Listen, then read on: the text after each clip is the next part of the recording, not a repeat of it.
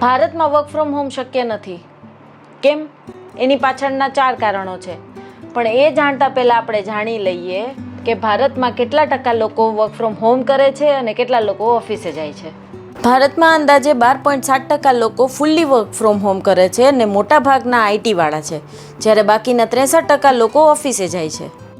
PM મોદીએ કીધા પછી દેશના અલગ અલગ રાજ્યોમાં સરકારે વર્ક ફ્રોમ હોમની તજવીજ તો હાથ ધરી દીધી છે, પણ આ વર્ક ફ્રોમ હોમ લોકો માટે શક્ય નથી. કારણ કે એક અંદાજ પ્રમાણે દુનિયામાં 14% અર્બન ઘરોમાં વર્ક પ્લેસ કે સ્ટડી રૂમની અલગ વ્યવસ્થા નથી, જ્યાં તમે કોઈ ડિસ્ટર્બન્સ વગર કામ કરી શકો, લખી વાંચી શકો. જો કે ભારતના મોટાભાગના ઘરોમાં આ પ્રકારે કામ કરવા માટે અલગથી કોઈ સગવડ હોતી નથી. હા, પણ અપર મિડલ ક્લાસ કે એલિટ ક્લાસના ઘરમાં રીડિંગ રૂમ કે લાઇબ્રેરી ચોક્કસથી હોય છે, પણ મિડલ ક્લાસ ફેમિલીને આ સુવિધા પરવડે તેવી નથી. બીજું કારણ છે કોન્સન્ટ્રેશન.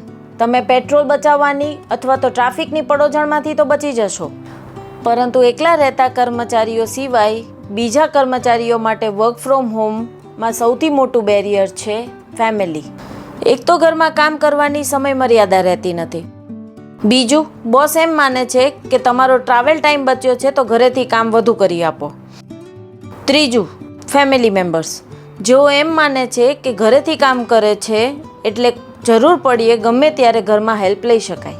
એક સર્વેમાં તો 39% બોસ કે મેનેજર્સ લોકોએ શંકા વ્યક્ત કરી હતી કે ઘરે કામ કરતા કર્મચારીઓ કામચોરી કરે છે અને નક્કી કરેલા ઓફિસના સમયે અવેલેબલ હોતા નથી. સામે 42% કર્મચારીઓનો પણ અનુભવ એવો રહ્યો છે કે બાળકો કામમાં ખલેલ પહોંચાડે છે એટલે સમયસર ટાસ્ક પૂરા થતા નથી. ઇન શોર્ટ, 31% કર્મચારીઓ સ્વીકારે છે કે કામના કલાકો દરમિયાન ઘરના જ સભ્યો કામ નથી કરવા દેતા. તમારા ઘરમાં પણ કંઈક આવું જ થતું હશે નહીં? છાશ લેતા આવો, શાક લેતા આવો, બાળકને મૂકતા આવો, તેડતા આવો, ટ્યુશન લેતા આવો, વગેરે વગેરે વગેરે.